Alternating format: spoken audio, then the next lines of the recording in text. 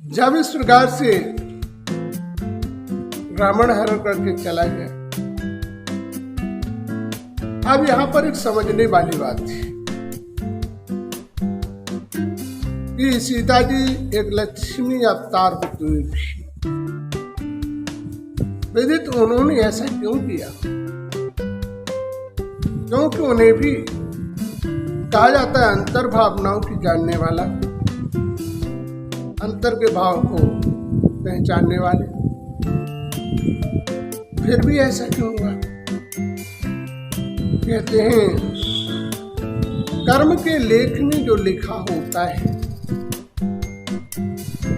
वो भोगना, और कर्म भी मनुष्य जीवन के स्वयं के कर्मों से ही निर्धारित। जैसे एक बार की बात थी कि नारद जी ने जो है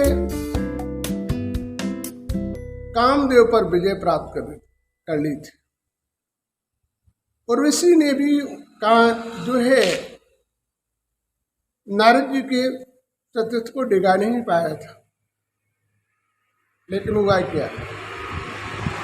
कहते हैं कि कितना भी तपस्वी हो, लेकिन जहां पर भी उसका मत और विचार भावनाएं गिर जाती हैं, तब उसके पतन का कारण निश्चित आ जाता है। यही हुआ। उन्होंने जाकर अपने पिता ब्रह्मा जी से कहा, पिताजी तुमने कामदेव पर विजय नहीं प्राप्त कर पाए और हमने कामदेव पर विजय प्राप्त कर ली। ब्रह्मा जी ने समझाया, मुझसे कहा तो कहा, आप शंकर जी से मत कहना।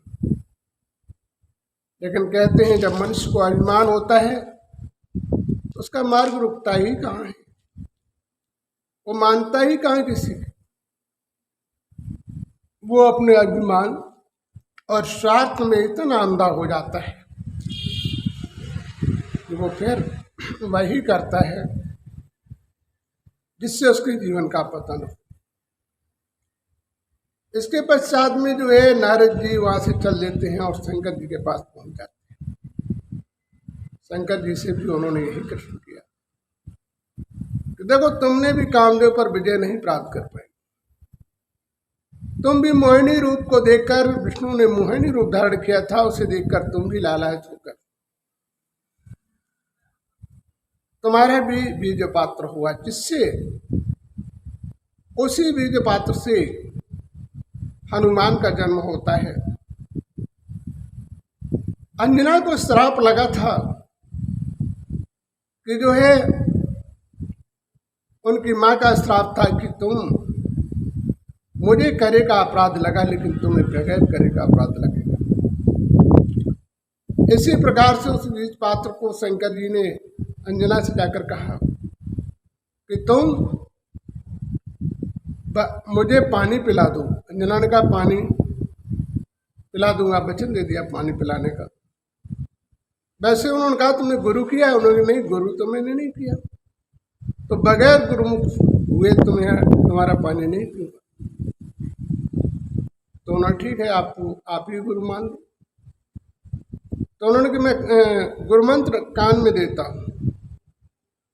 तो उन्होंने पत्ते पर रक्कब से फूंक दिया था, जिससे हनुमान का नाम पवन पुत्र पड़ा।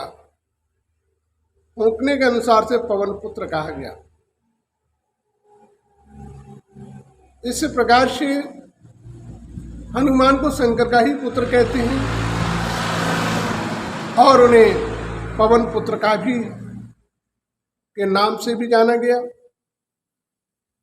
और केसरी जो इसके साथ शादी हुई थी अंजना की, तो केसरी भी नाम उनके पिता का किया गया। इस प्रकार से हनुमान के 3 पिताओं का वर्णन है और उन्हें हनुमान को वरदान शंकर जी द्वारा भी प्राप्त हुआ। पवन ने उन्हें उड़ना सिखाया। तो इस प्रकार से समस्त देवताओं गण ने भी उन्हें वरदान दिए।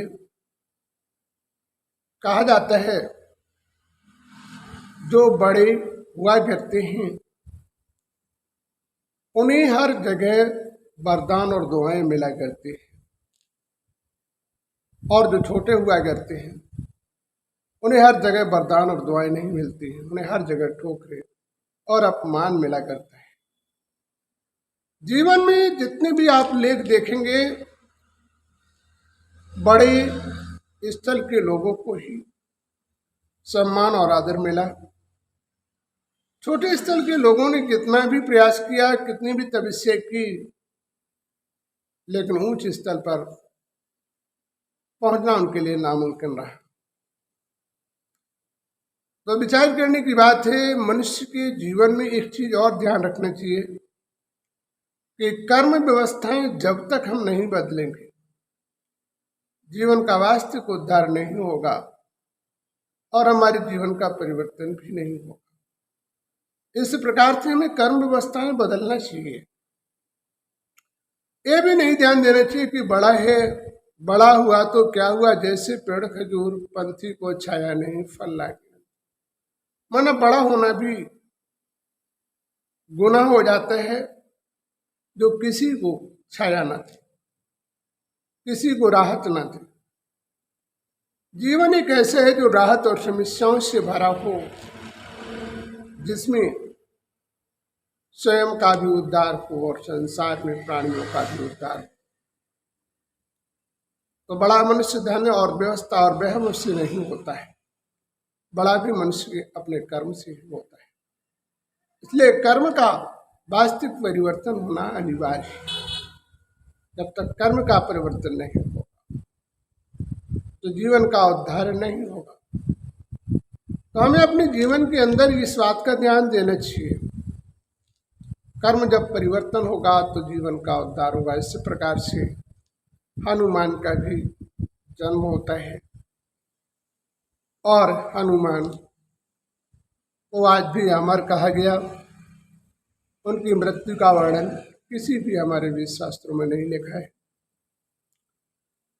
माना जैसा बाप वैसे ही पुत्र का भी वर्णन हुआ। शंकर भी कभी जन्म नहीं लेते हैं, लेकिन हनुमान जन्म लेकर भी उन्होंने मृत्यु को प्राप्त नहीं किया। उन्हें हर लोक में जाने की शक्तियां प्रदान हैं, उन्हें हर एक की सुरक्षा करने का अधिकार प्राप्त है। तो इस प्रकार से हनुमान का जन्म हुआ। अब हमारी कथा आगे पाछी की जो थोड़े उस पर हम ध्यान दिलाएंगे।